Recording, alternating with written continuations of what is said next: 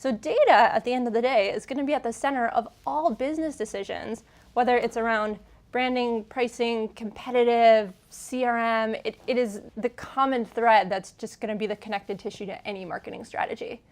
And a lot of marketers are still learning how to get comfortable in that space.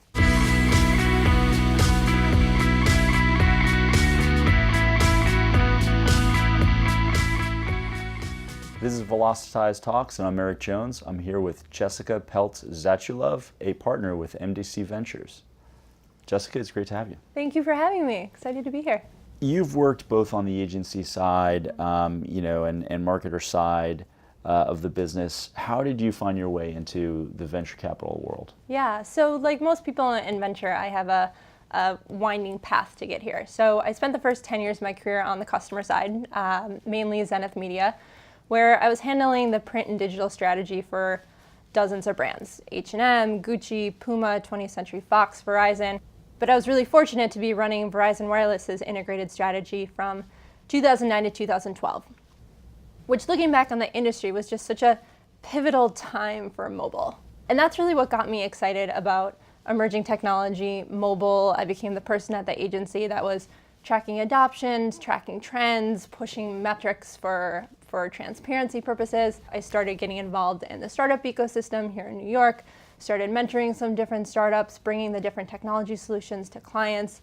So I had thought about going off and doing my own consultancy, but ultimately I found a company, Evolution, that was doing exactly that. We were very early to the space. So we specialized in connecting brands and startups for pilot tests, partnerships, things like that. And one of the things I did there was not only help startups get their first customers and get these brand partnerships, but also build out a partnership network of just hundreds and hundreds of different accelerators and venture funds and shared workspaces. So when we would get a brief in from a client, I could basically tap into my network from London to Tel Aviv to San Francisco and just say, this is what the brand is looking for, who's in your network, your portfolio, and your community, and just get an influx of startups that way. It was through that network that I had a relationship with First Round Capital, who, when this role opened at MDC a little over 4 years ago now, had reached out to me and said, we know your background's digital media and marketing. Have you thought about transitioning to venture capital? At which point I said, absolutely. Because corporate VC just plays such an interesting role in the landscape. You know, my vision for it is that our thesis should be fueled by these pain points in these white spaces that we see in the market as domain experts, and we should be testing and learning with the companies in our portfolio. So creating that connected ecosystem and that feedback loop is so critical to corporate VC, and that's really what we're building at MDC Ventures. You know, you recently had a quote that you said resonated for you, which said, the CMO of tomorrow is the data nerd of today. Yeah. Why is data so critical to marketers? Oh my gosh. Well, the amount of data available today is just explosive. And that's really what's going to drive business forward. So a key trend, obviously, are things around AI and machine learning. Everybody says that's such a buzzword. But the reality is that marketers are just starting to understand what questions should they be asking. What questions can they be asking that AI and ML can make their business more efficient? And to do that, you need data. So you need to have your data in order. You need to have it structured. You need to have it cleaned. You need to know what's available. You need to know what's compliant to be able to train the models effectively, to be able to have a really robust AI strategy. You've written a lot about, the potential for brands and tech to come together to make all sorts of incredible new customer experiences. Tell us a little bit about, how you see that playing out. Well, I think something that really just drives me and motivates me in the space is just thinking through things like, where would Blockbuster be if they had invested in Netflix at an earlier stage? There's a quote that just still to this day blows my mind. It was the CEO of Blockbuster back in 2007, 2008, where he said, Netflix isn't even on our radar. We're more worried about Walmart. And it's just, you think about that and you think about just how quickly technology and how quickly some of this adoption happens. And there's all these different partnerships that are going to be happening that just can be transformational for the business. I think we're starting to see some of that when Unilever acquired Dollar Shave Club. Jet.com was acquired by Walmart. Bonobos, Trunk Club, things like that are being acquired by Nordstrom's. So all these brands are starting to acquire some of these either direct-to-consumer startups, these e-commerce startups, as a way to expand their business, as a way to future-proof their business, whether it's to acquire new data, whether it's to break into a new business model or a new revenue stream, whether it's just to learn how to be more agile as a company.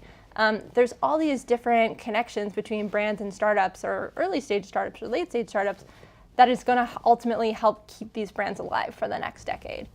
On an earlier stage level, that's one of the value propositions of why we have a venture arm, is because we're talking to entrepreneurs that are solving problems marketers didn't even know existed yet. And I think that for us as a strategic VC is one of our core value propositions as an investor, is we're able to help educate and help bubble up some of these emerging trends that we're seeing.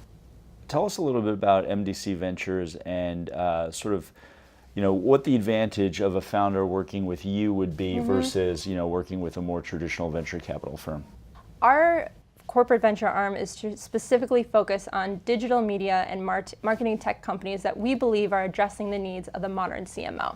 So like I mentioned, a key lens that we're constantly looking at is, how is this solving a problem we didn't know we had yet? Why do we need to be an investor instead of just a customer? What is that new insight that we're getting? So we really synthesize that chaos of a landscape into 4 distinct categories that we're looking at, that we believe are most pressing for the modern CMO. So we look at a lot around data and analytics, so new market research tools, anything that's going to provide transparency, measurement, a new dimension that's going to provide an increased visibility around measurement. Then we look at a lot around next generation content. So it's not only how can we do content production more efficiently, clients constantly want you to create more content faster at the same budget. Looking at a lot around voice, audio, video, a little bit around the creator space and the influencer space, not as much anymore. Same, not as much around AR and VR anymore.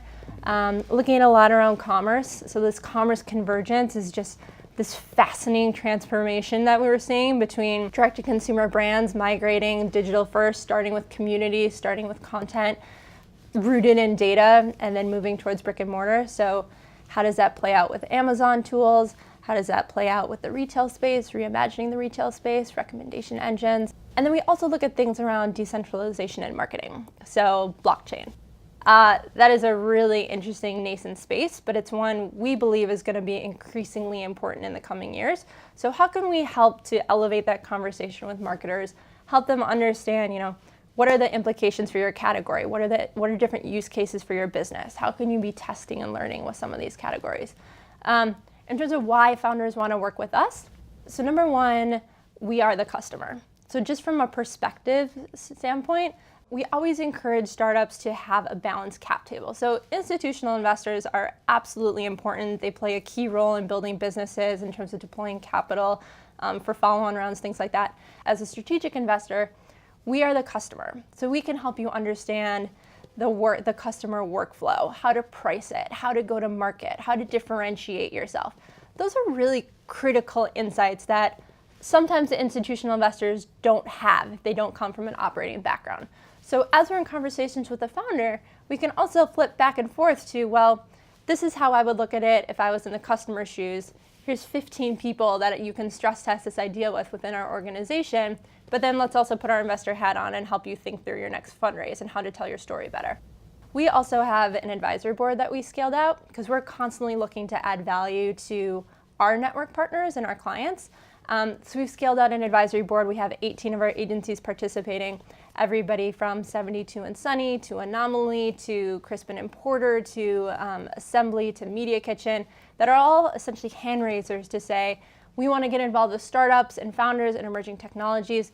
So for our clients, that really enables them to be getting these insights through research, through events, through new opportunities, beta testing opportunities. Because the reality is, when we're investing at the early stage, pre-seed, seed, post-seed, Series A, a lot of these startups aren't getting to brands and agencies for a good 12 to 18 months because they don't have the bandwidth.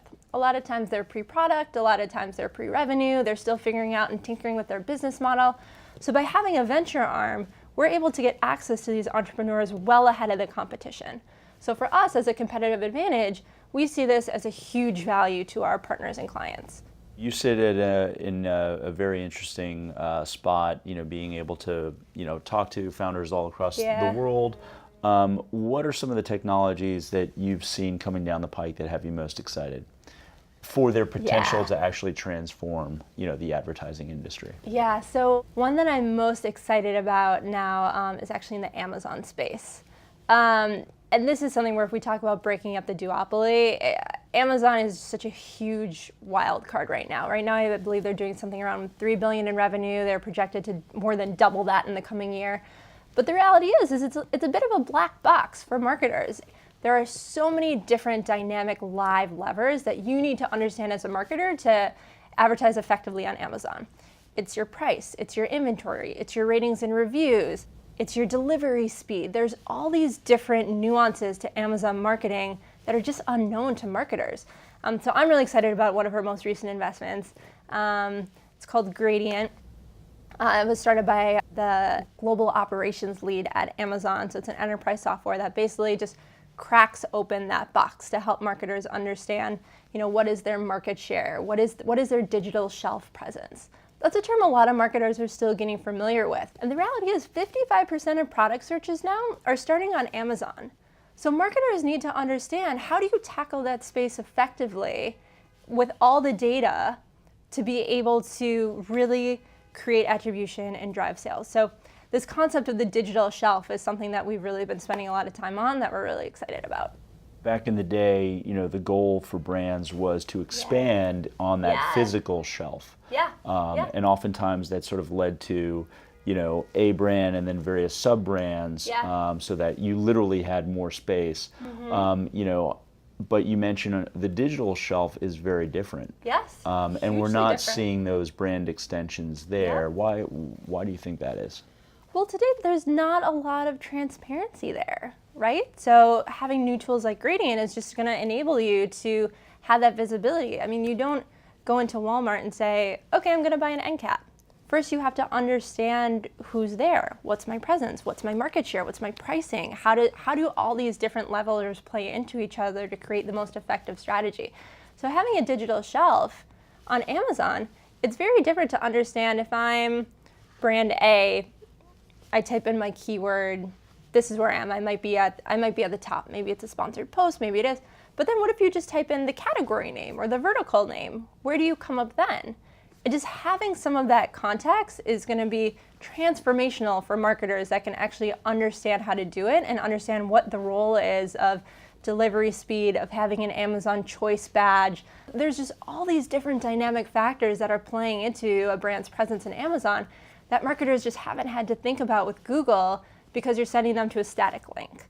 So this notion of having a digital shelf that is just constantly dynamic, that you can only control so much, and understanding what are those inputs and how can you manipulate them to create the best possible performance is going to be hugely important for marketers in the coming years. You're a mentor at various programs that help entrepreneurs, especially women. Can you talk a little bit about the status of women in the venture capital industry today, and sort of what changes you sort of would like to see made? There are so many initiatives now focusing on female founders, female-led businesses. So I run the Women in VC community here in New York with Sutian Dong from Female Founders Fund. That was something we started in early 2015 with probably under 25 women. We now, to this day, fast forward, we have over 250 women in our community, just here in New York alone. We also then started the Global Directory for Women in VC, which just hit our 700th woman in venture across over 400 funds, across 6 different continents, over a dozen different countries. So women are coming together. They're finding each other, they're sharing deal flow, they're talking to each other, they're building relationships. I'm very bullish about this because I think we have more and more case studies that show women-led businesses perform better, diverse businesses perform better. Stitch Fix just IPO'd.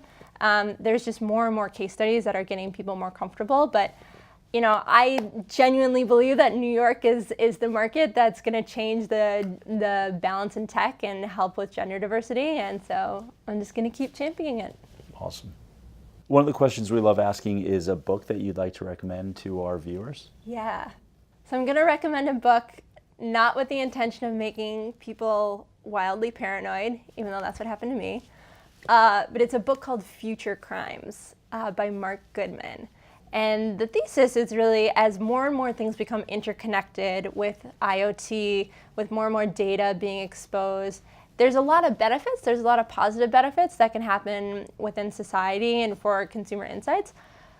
But there's also obviously the bad actors in there that can be using your data for negative purposes. This book to me was just fascinating because it expanded my thinking a little bit in terms of how data can be used. There's obviously so many different data breaches. It's just so top of mind that it was just such a fascinating read. Every page I read, I was just like, this is terrifying, but of course this makes sense. It's like that old PSA, knowing is half the battle. Yeah. I don't know if I wanted to know all of it, but it makes a lot of sense. So that's awesome. Thank you so much for being on the show, Jessica. Yeah, thank you for having me. That was Jessica Peltz-Zatulove, a partner with MDC Ventures.